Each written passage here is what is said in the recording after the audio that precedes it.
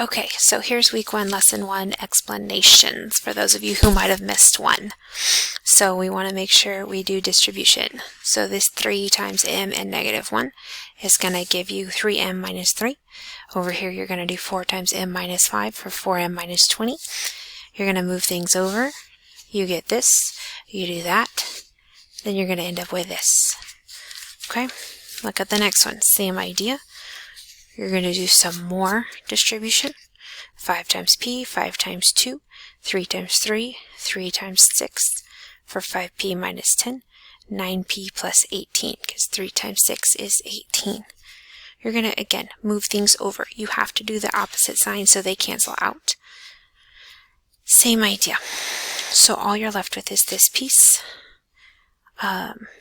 Right here you get this, because 18 plus 10 is 28. You're going to move this guy over here. You get negative 4p. When you divide by negative 4, and this is a positive, this is a negative, so you get a negative answer. Okay? Don't be afraid of negatives. When you turn the page and you scoot it down, this is what you started with. You're going to do some of this and some of that. You get this, this, this. I wrote it again just for fun.